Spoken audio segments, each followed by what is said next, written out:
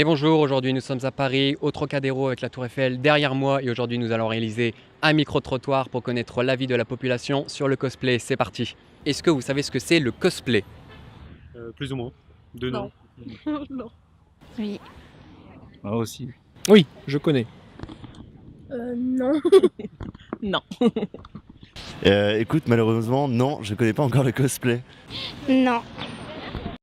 On continue maintenant avec un débat autour du cosplay où nous avons voulu savoir l'avis de la population sur le cosplay. Et nous avons réalisé ce micro-trottoir d'une part aux Tuileries et au Trocadéro et à la Tour Eiffel. Donc nous avons tous vu les séquences du micro-trottoir, il y a certains éléments qui sont assez perturbants. Et j'ai noté un mot, je pense, qui va hérisser les cosplayers. On entend souvent dire que le cosplay c'est un déguisement. Oui, Ah oui, c'est les gens qui se déguisent. Oui. Ok, ouais, c'est bon. Oui, c'est quand on se déguise en personnage, mais différemment, pour reprendre ses personnages préférés en costume. Oui, je connais. C'est le déguisement en héros des jeux vidéo. non. Oui, moi je connais. Je pense que c'est te déguiser en un personnage fictif, je pense. Oui, ça irrite l'oreille. Qu'en pensez-vous justement? Non. Honneur aux filles. Moi, je peux comprendre que justement des personnes interrogées comme ça dans la rue fassent le rapprochement entre du cosplay et du déguisement, parce que après tout, le déguisement, c'est s'habiller en quelqu'un d'autre, hein, donc c'est le cas du cosplay.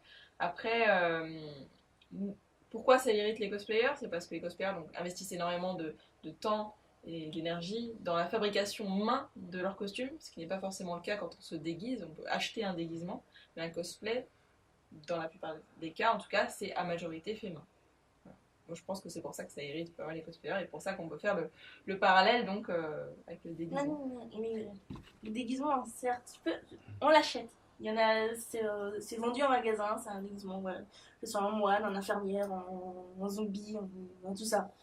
Le cosplay, il y a beaucoup plus de travail sur le cosplay. Et les gens, je déteste quand ils disent c'est quel déguisement? Non, ce n'est pas un déguisement, c'est un cosplay. J'ai passé tout mon temps dessus. J'incarne un personnage type que tout le monde peut connaître ou pas, mais la plupart tout le monde connaît, et pas un déguisement où c'est le costume que je vais porter une seule fois et que j'aurais payé 10 euros à tout casser dans un costume qui est complètement moche parce que c'est mal travaillé, c'est mal cousu, c'est du made in China. Non, là c'est du made in moi. C'est reproduire avec ses mains, la plupart du temps, des personnages de jeux vidéo ou de films cultes. Enfin, plutôt de culture japonaise, souvent.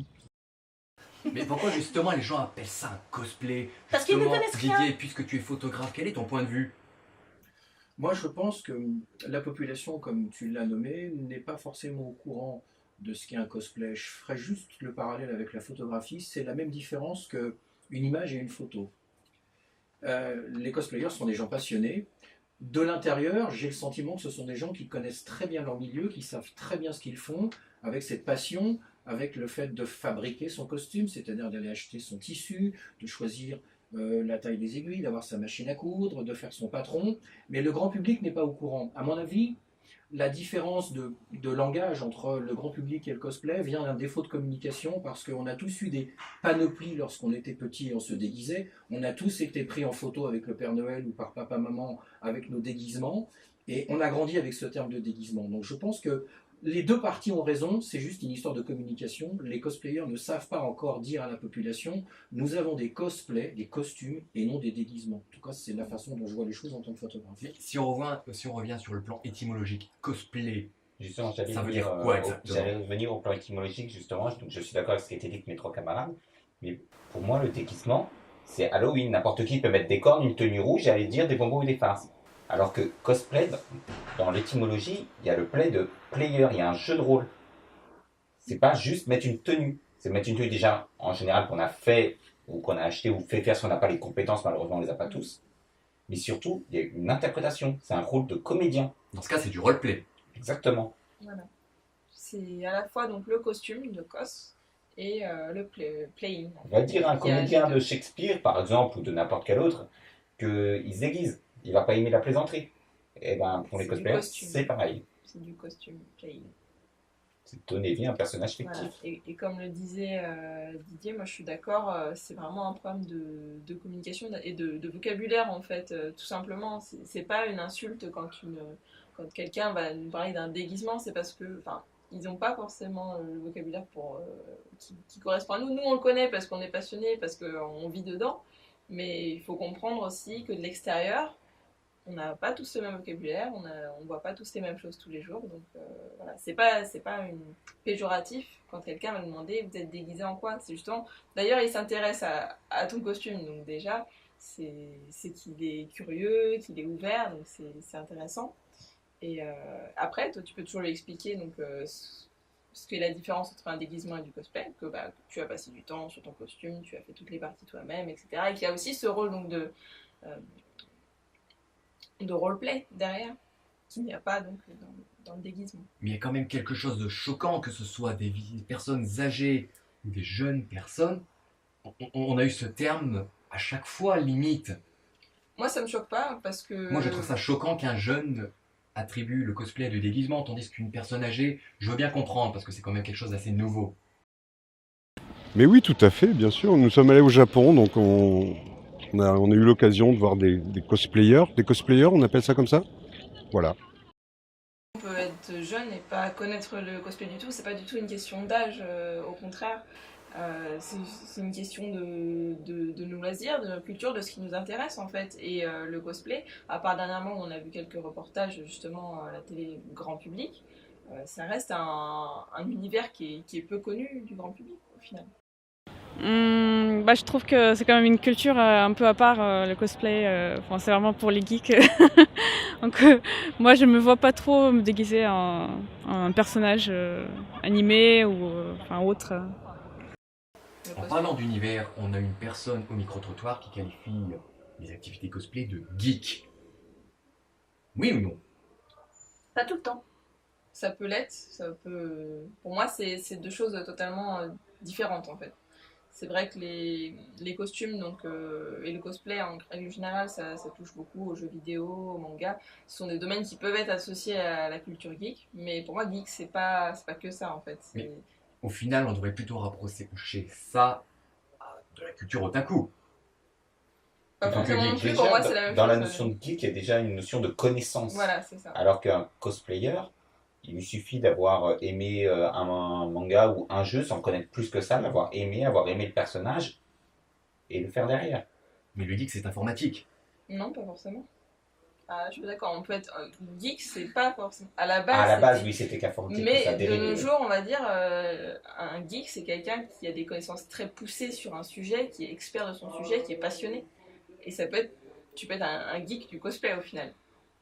Et toi, Délia, encore une fois, avec un avis un peu plus extérieur en étant photographe? Je reviens sur ce que je disais tout à l'heure, je pense que c'est une question de terminologie et de connaissance des mots. On parle de culture otaku, l'émission, si j'ai bien compris, c'est culture otaku. Je ne suis pas certain que dans la population, on connaisse le mot otaku. Par contre, on connaît le mot manga.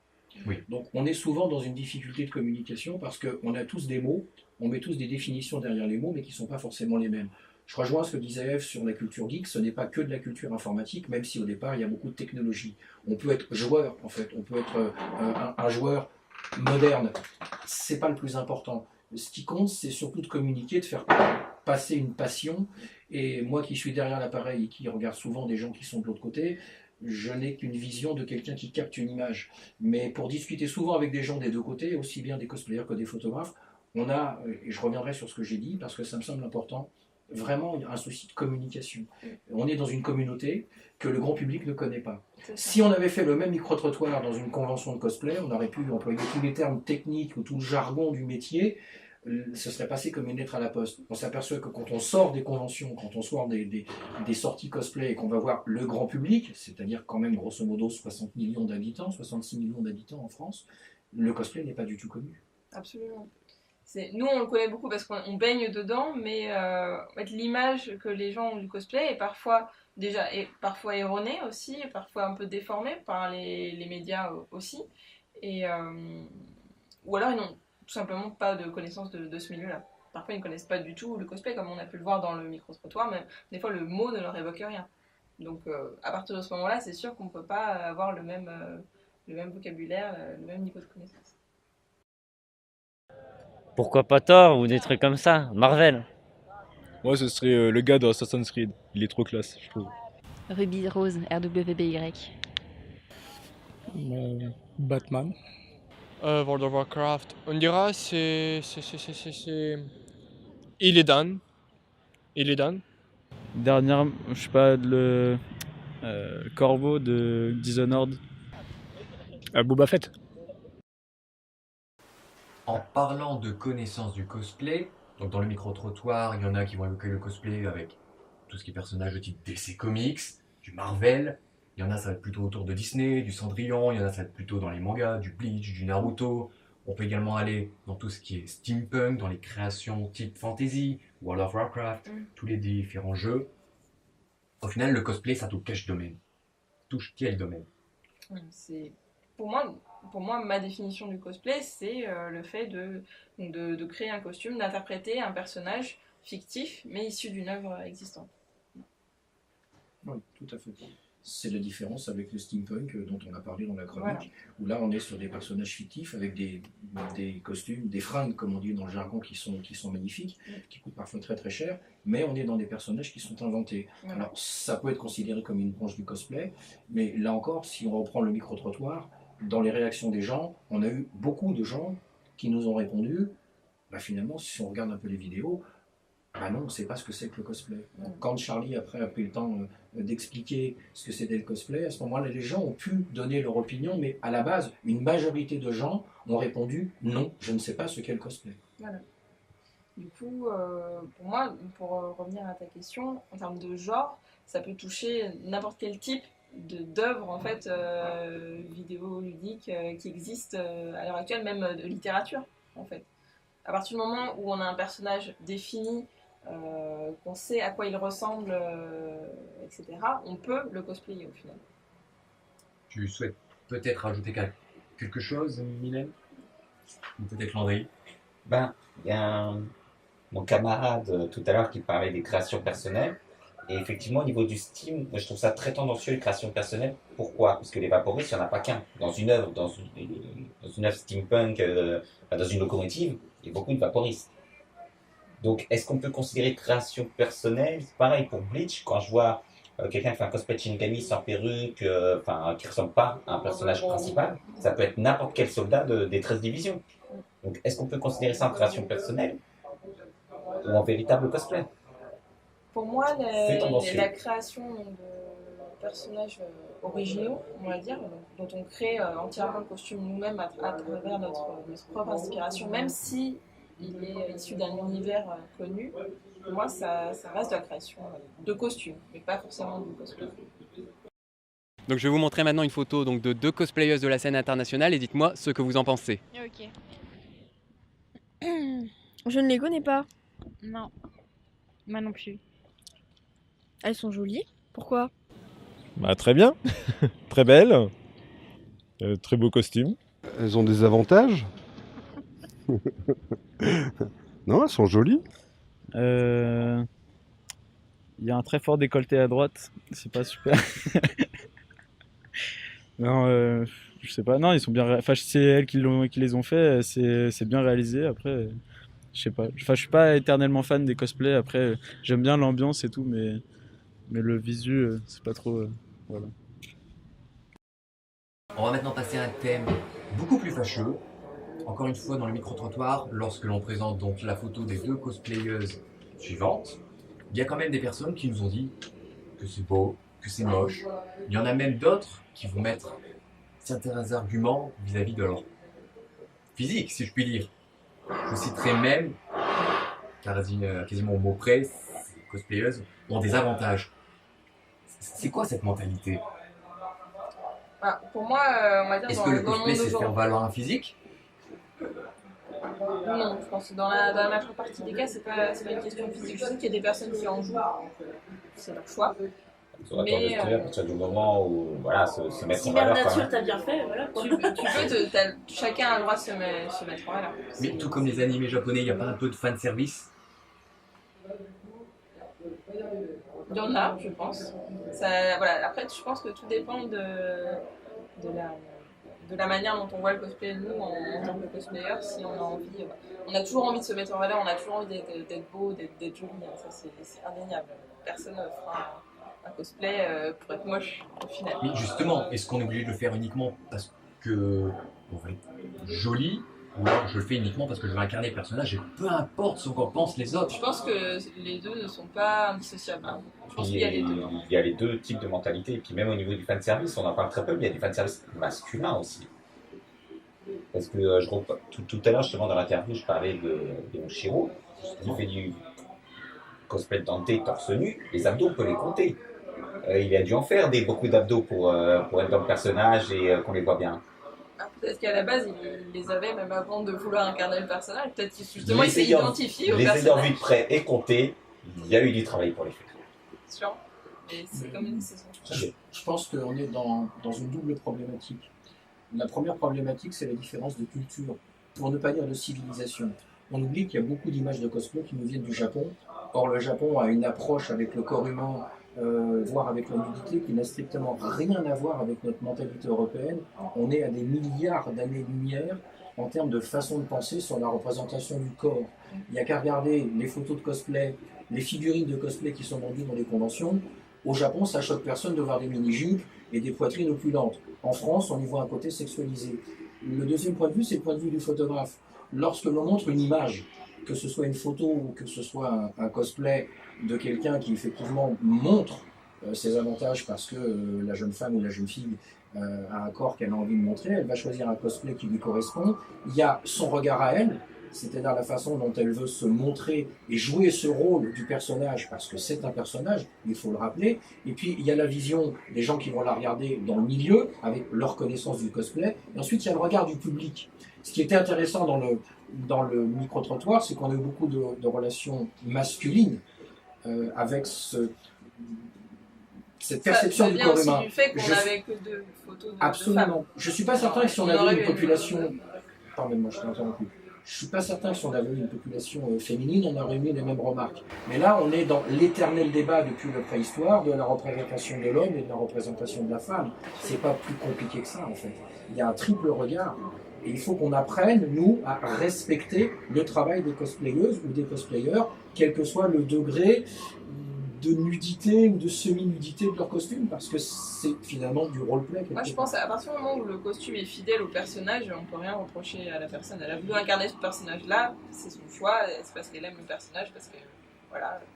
Après, le fait de rendre un personnage qui à la base n'était pas sexy, le rendre justement le sexualiser, le rendre beaucoup plus sexy, qu'est-ce que vous en pensez? Moi, je suis un peu contre. Je ne sais pas ce que vous en pensez, mais si l'auteur avait voulu faire un personnage sexy, il aurait fait. Absolument. C'est mon avis aussi. Hein. Oui. C'est vrai que je suis assez contre l'hyper sexualisation d'un costume qui à la base ne l'est pas. Il faut aussi savoir pourquoi les gens veulent l'hyper-sexualiser. Mais je pense que notre camarade photographe en parlera mieux que moi. La société voit beaucoup, elle aime la photo en fonction du modèle. Elle ne regarde pas la qualité de la photo, l'éclairage, le grain. Absolument. On est très sensible à l'image et à ce que véhicule l'image. Et pour reprendre un phénomène de société, on devient quelque part une société pudibonde et puritaine, mais d'une manière très large. Or, quand les gens voient des cosplays qui mettent en valeur les formes d'une jeune femme, quelque part, ils y voient une sexualisation. À tort ou à raison. Mon point de vue, c'est que si le personnage colle stricto sensu au personnage du manga, ou de l'animé, ou du jeu vidéo, le cosplay est très très bien réalisé, on n'a pas à le juger.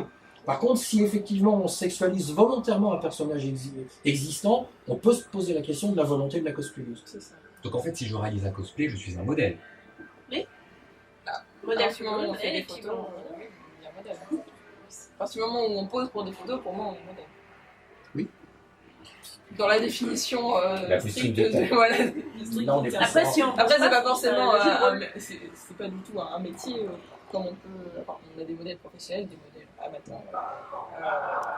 Mais si on pose pour une photo, pour des photos, pour un shooting, on devient. Alors j'ai vu qu'on a parlé un peu de semi-nudité des personnages liés à la culture japonaise dans les animés et les mangas. Il y a quand même quelque chose qui me choque. Au final, le cosplay, ça s'adresse à qui? Ça s'adresse à tout le monde. Une enfant ne se dirigera pas automatiquement vers le manga animé. J'ai une nièce et elle s'est dirigée automatiquement vers Cendrillon, qui est son personnage préféré. Pourtant elle connaît l'univers manga, etc. Non, elle veut Cendrillon. Elle veut être une princesse. Elle a dit Tata, fais-moi le cosplay de la princesse. Fais le cosplay de la princesse. Il n'y a pas d'âge pour le cosplay donc. Non, je suis resté au Marvels, moi, vous voyez, vu mon âge, donc non, j'ai passé l'âge de me déguiser en Spider-Man ou non. Donc en voyant cela, est-ce que vous pourriez par exemple faire du cosplay? Vous seriez intéressé? Oh, c'est pas trop mon genre, mais si c'est une cause vraiment sympathique, pourquoi pas? Ouais, ça me tient très bien, mais je sais pas vraiment comment faire et j'ai peur de faire quelque chose de mauvais. Moi, je suis assez d'accord avec Marie, j'y connais pas grand-chose, donc j'aimerais bien le faire, mais si quelqu'un m'aide et tout à le faire, bien, quoi, ça pourrait être sympa, quoi. Moi aussi, j'aimerais bien le faire en tant que modèle. En tant que modèle. Mais pareil, je connais pas, vu que je connaissais pas trop le cosplay, je connais pas trop les techniques, mais sinon ça a l'air intéressant. Il n'y a pas d'âge pour le cosplay. J'ai même vu que J'ai personne bien sache. connu une grand-mère qui était déguisée en Yoda. Des amis m'ont montré leur mamie déguisée en Yoda parce qu'ils ont fait un groupe Star Wars. Alors, c'était trop mignon. Niveau personnes âgées, j'ai vu une bécassine en convention. Mais j'ai vu aussi une photo d'un grand-père avec ses 2 petits-enfants qui faisaient du fairy tail. Le grand-père s'était mis en Makarov, le chef de la guilde. Non, je pense tout à fait, il n'y a pas d'âge pour le cosplay. Ce qui compte, c'est la passion et c'est l'envie d'incarner le personnage. En fait, on a toutes les situations. On a des personnes âgées qui connaissent et qui ne connaissent pas, tout comme des jeunes qui connaissent et qui ne connaissent pas. Et justement, je pense qu'on va rebondir un peu sur cette question de l'image du cosplay dans la société. Notre société, au final, elle connaît peu de choses sur le cosplay. C'est quand même un phénomène assez récent. Je pense que le public du cosplay, ça va être avant tout les fans des œuvres en fait, cosplayées par les cosplayers. C'est-à-dire si tu es fan d'un jeu vidéo, tu vas plus t'intéresser forcément au cosplay tiré de cette œuvre-là. Tu vois ce que je veux dire? Pareil, si tu es fan d'un film, si tu es fan d'un manga, déjà tu vas reconnaître davantage les personnages parce que tu les connais. Et du coup, ça va t'intéresser de voir des gens qui ont recréé ces costumes en fait. Je pense que le public, c'est vraiment les fans des œuvres. Au niveau de la vision par la société, on a 2 types de personnes. On a ceux qui vont venir en convention et eux, effectivement, ils vont nous voir sous un bon œil. On a le grand public, pardonne-moi Evelyne Thomas, mais c'est pour toi, qui font des émissions, par exemple, c'est mon choix. On connaît tous le principe de l'émission, qui vont nous descendre gentiment. Et on va passer pour des attardés et ainsi de suite auprès de ces gens-là. C'est la maladresse des grands médias en plus. Il y a des grands médias qui vont même faire des cosplayers connus. Je pense à Léon Chiro à la télé. Oui, je sais, je parle beaucoup de lui, mais je me marierai avec lui. Bref. Il est passé dans une émission italienne. Il a dû faire une vidéo sur sa page pour s'excuser entre guillemets auprès des fans parce que c'était censé être une émission sur le cosplay. C'est devenu un parallèle avec les clowns tueurs. Oui, une jolie image des cosplayers comparée. Je pense que quand on s'adresse, quand on est contacté par des médias justement pour des sites de reportage et tout, il faut être très au courant de ce qui va se passer. Il faut choisir son média, il faut être au courant de ce qui va se passer. Il y a Zaji Cosplay qui est passé sur TF1. Vous l'avez dû voir sous son prénom, Aladdin Sassi, si vous avez vu le reportage. Oui, moi je l'ai vu. Voilà, TF1, c'est bien pris. C'est un qui m'a moins choqué, voilà, justement. Je pensais que tu allais justement dire qu'ils avaient encore déformé, mais non. Comparé à tous les reportages que j'ai pu voir, c'est un de ceux qui ont le plus respecté, on va dire, le cosplayer et son activité. Mais justement, est-ce que vous pensez que le cosplay est mieux représenté par exemple en Italie, en Angleterre, ou même aux États-Unis? En Allemagne, ils sont très très bons. Sans oublier le Japon. Et ils sont super bons là-bas, mais même en Russie, j'en ai vu des vidéos, ils sont forts eux. Le temps quand nous on y arrive. On a du retard par rapport aux États-Unis. Oui. À la base, c'est là-bas que ça a commencé. Donc voilà, oui. Eux, on peut dire qu'ils ont le level 50, chez eux, dans les conventions de science-fiction, notamment Star Trek, Star Wars, etc., le cosplay, ça existe depuis bien longtemps, beaucoup plus longtemps avant que ça arrive chez nous, en fait. Donc c'est normal qu'on ait du retard. C'est beaucoup plus intégré dans la société. Il ne faut pas oublier qu'en Amérique, ils ont une vision beaucoup plus stricte. C'est le même principe que la 501e dans Star Wars. C'est-à-dire qu'il faut vraiment que ce soit pour rentrer, il faut que ce soit bien carré pour être accepté. Donc, en Amérique, ils sont ouverts là-bas. Ils sont ouverts. Un peu plus. Pas tous, c'est comme ici. Ils sont plus puristes. Mais quand même, on les voit un peu plus. Justement, Didier, toi qui as pu photographier un bon nombre de modèles, Est-ce que les Français sont trop refermés? Est-ce que c'est peut-être plus ouvert ailleurs? Je rebondirais sur ce que vient de dire sur les États-Unis. La mentalité américaine est une mentalité qui est beaucoup plus bon enfant que chez nous. On vient de le voir dans les propos, par exemple, qui ont été tenus pendant la campagne électorale. Ils peuvent se permettre de dire des choses que nous, jamais on ne pourrait se permettre de dire en France. On peut voir un Cap Supérieur avec des oreilles de Mickey dans un parc d'attractions aux États-Unis, ça va choquer personne, ou d'inviter son voisin pour une pizza party. Chez nous, c'est un petit peu plus compliqué. C'est la culture du show. Absolument. Je dirais que pour employer un langage très populaire, ce sont des gens un peu moins coincés que nous. Et ils ont une deuxième qualité. Dans quasiment tous les domaines, ils sont très perfectionnistes. Et pour rebondir sur la question que tu posais, je pense qu'en France, on a encore un niveau qui est, hormis les meilleurs, relativement amateur. Mais on n'a pas non plus le recul des États-Unis. Et on va terminer ce débat avec une question future. Comment imaginez-vous le cosplay et la communauté cosplay en France dans 15 ou 20 ans? Pour moi, je pense que ça prendra la direction de comme c'est aux États-Unis ou au Japon actuellement. En fait, c'est-à-dire que ça sera plus démocratisé. Disons qu'au fur et à mesure, forcément, les médias en prix vont commencer à s'y intéresser un petit peu plus. Et il y aura une meilleure connaissance de la population par rapport à ce milieu-là. Donc, je pense que ça restera une activité entre guillemets de niche, quoi. Ça restera une communauté. Ce ne sera pas répandu. C'est vraiment quelque chose qui va se développer. Ce sera pas un loisir développer. répandu, mais je pense que ça peut se développer parce qu'il y a toujours des gros fans. Mais ça peut faire un flop, par exemple. Déjà dans les conventions, moi je trouve que il y a plus de gens qui viennent, il y a plus de cosplay, voilà quoi. Peut-être aussi parce que les conventions font en sorte de mieux les accueillir. Bouche à oreille, ça aide aussi. Le fait que les conventions mettent en place par exemple des vestiaires, c'est un truc débile, mais des vestiaires, même des petits stands pour prendre des photos, etc. C'est des choses qui attirent les cosplayers aussi, donc c'est normal qu'ils Ça attire, mais il y a aussi ça qui est un point positif, mais le point négatif, c'est que c'est vrai que sur les règles de sécurité, ils sont un peu relous, parce que souvent on a... On n'a pas la tête du client. Oui, mais souvent quand nous on est en cosplay, etc., qu'on est en armure, etc., souvent on n'a pas le droit de rentrer avec juste une arme ou factice, ou même un truc qu'on a fabriqué des heures, comme dans Black Butler, Grell avec sa Alors nous avons une expérience de la tronçonneuse dans Black Butler.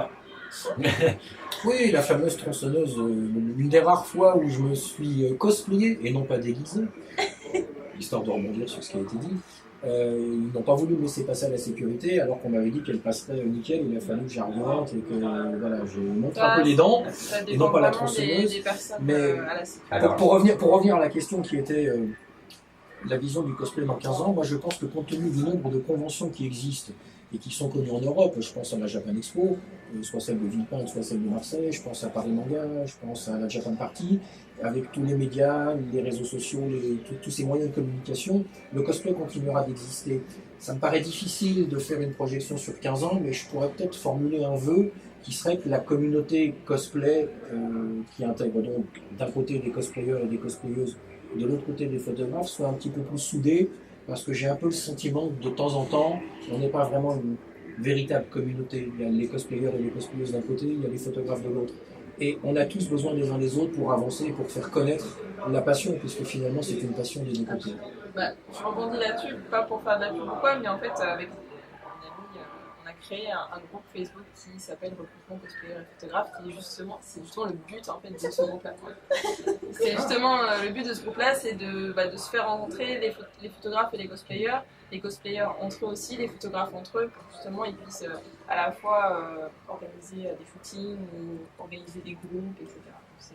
C'est dans ce but-là qu'on a voulu créer ce groupe-là, parce qu'on trouvait que justement, à la fois les cosplayers n'osaient pas forcément aller demander aux photographes pour faire un shooting ou quoi que ce soit, et de l'autre côté, peut-être que les photographes, certains photographes n'osent pas aller voir les cosplayers, donc là, on a tout le monde au même endroit, chacun organise. Il faut dire aussi que les cosplayers, il y en a qui sont extrêmement timides. Ah bah ça c'est comme on reste c'est des humains personnes, quand même, ça reste c'est pas des la carte de personnes. personnage. Bien sûr, ça reste des personnes, donc on a tous notre timidité, notre confiance en vous, qui n'est pas toujours au même degré en fonction des personnes. C'est normal. Pour répondre du coup à la question dans 10-15 ans, j'espère que ça va s'améliorer, mais pour moi qui ai commencé en 2011, je peux vous certifier que les conventions de 2011, moi tout ce qui est Japan Expo, Paris Manga et celle actuelle, c'est pas du tout la même ambiance. On a une nouvelle génération de cosplayers qui est arrivée, et que ce soit l'ambiance ou le niveau, ça a descendu. Moi, j'ai beaucoup de cosplayers. D'ailleurs, mon frère, qui m'a fait rentrer, a arrêté le cosplay à cause de ce changement d'ambiance. Ça lui correspondait plus. Ouais, après, c'est vraiment un Oui, il avis va pas personnel. s'écouler, Ça dépend ce cosplay, qu'on mais- vient y chercher aussi dans le cosplay. C'est vrai qu'il y en a, comme tu dis, qu'à l'époque c'était beaucoup mieux. Et qu'aujourd'hui, c'est vrai que même moi qui viens tout juste d'y rentrer, je remarque qu'il y a des nouveaux cosplays, etc., enfin, cosplayers. C'est vrai que je me dis des fois, qu'est-ce qu'ils font ici? Les fameux kikoulol dont je parlais tout à l'heure à l'interview. Moi, ce que je dis, c'est les kigurumi. Je suis pas méchante, je veux pas critiquer les gens. Mais les kigurumi, que les gens me disent que c'est des cosplays, non, je suis désolée, de base c'est un pyjama, non, un cosplay, désolée. Ceci était une émission pilote et nous remercions grandement l'ensemble des participants. Je pense notamment à Didier, à Landry, à Eve ou à Mylène pour leur participation. Je note aussi la participation de Marion, notre chroniqueuse, et notre assistant son Ludovic, sans quoi nous n'aurions pas pu réaliser cette émission. N'hésitez pas à lâcher des commentaires et quelques pouces bleus pour nous aider. Et on se retrouve une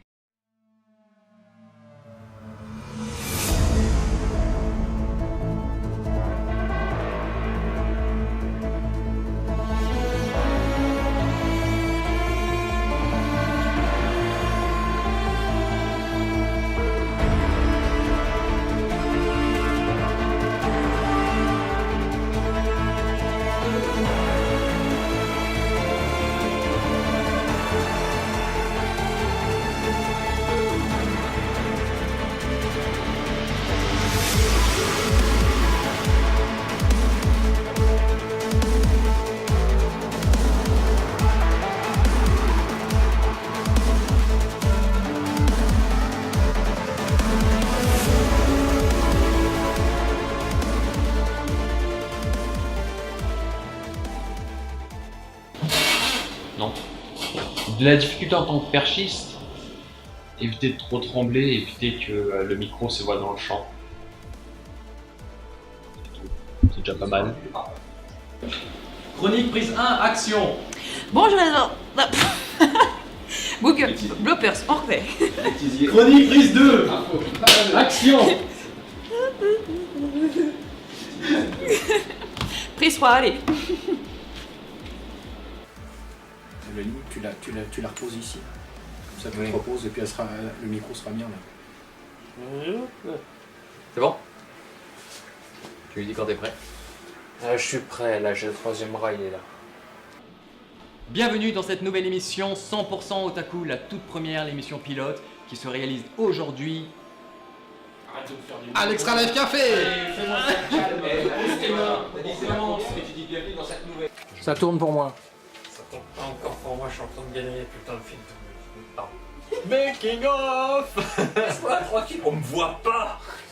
Là, si, on te voit.